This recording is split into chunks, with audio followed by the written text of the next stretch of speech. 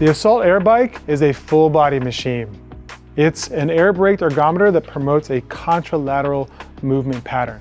And what we mean by contralateral is when one leg is extending on the bike, the other leg is flexing. When one arm is extending, the other arm is flexing. You can also think about it like this. When one leg extends, the opposite arm also extends. And you're gonna notice that this is a very similar pattern in human movement.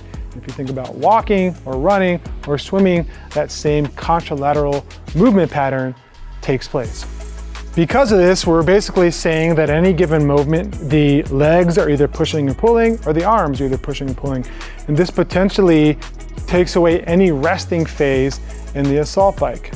Also, the assault bike is very concentric, which means that whenever we're applying load on the bike, it's generally through the shortening phase of muscle contraction. So there's not a lot of eccentric contraction that's going on the assault bike. Because of this, the athlete's able to generate a lot of power or accomplish a lot of work with very little muscle soreness.